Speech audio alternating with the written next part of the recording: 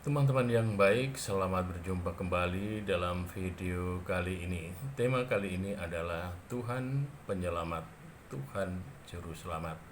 Pada kesempatan ini saya ingin memberikan ilustrasi tentang keselamatan yang dilakukan oleh Tuhan pada kehidupan kita. Pada kisah perjanjian lama ada yang namanya Tobit yang punya anak Tobia. Pada suatu hari, Tobit sedang beristirahat, sedang bersantai di pelataran rumahnya. Dia sedang berbaring di dekat dinding, lalu tiba-tiba tanpa dia sadari ada burung pipit yang berterbangan di atas. Dan ternyata burung pipit ini membuang kotoran, dan akhirnya terkena mata si Tobit.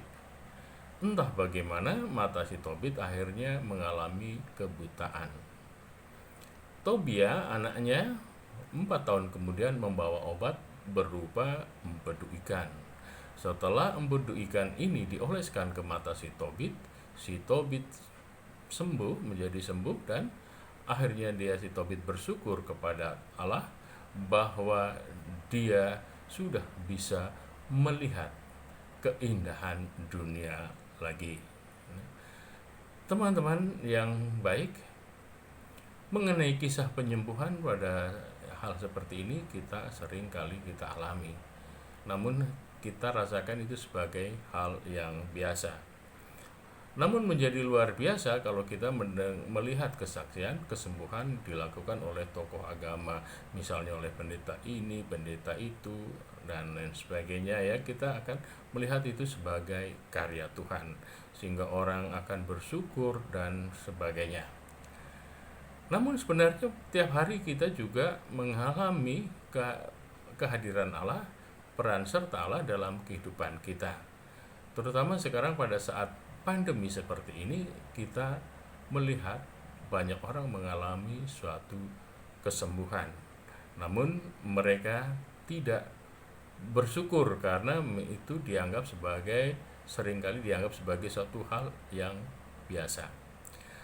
Teman-teman yang baik, kalau kita melihat tubuh kita, sebenarnya terdapat suatu kemampuan untuk menyembuhkan diri sendiri, melakukan proses penyembuhan. Itu berarti tubuh kita dirancang sedemikian rupa oleh Allah sehingga bisa melakukan fungsi yang begitu baik untuk penyembuhan diri sendiri. Dengan demikian kita menyadari bahwa Allah tiap hari selalu berperan serta dalam keselamatan dan kehidupan kita. Nah, yang saya harapkan dari pembicaraan ini, kita pun yang sudah bersyukur atas kebaikan Tuhan itu, kita juga semakin terbuka bahwa Tuhan yang menyelamatkan kita, mengutus kita untuk juga menjadi juru selamat bagi yang lain. Dengan demikian kita juga membuka hati untuk jadi juru selamat bagi yang lain, yaitu dengan berbagi kepada orang yang membutuhkan. Jadi barangkali membantu orang untuk menjadi sembuh dari sakitnya, membantu orang yang kekurangan ini dan itu, dan juga membantu apapun yang bisa atau yang mampu kita berikan. Nah, semoga apa yang singkat ini bisa menjadi permenungan bagi kita, sehingga kita juga akan menjadi orang yang berguna bagi yang lain. Terima kasih, Tuhan memberkati.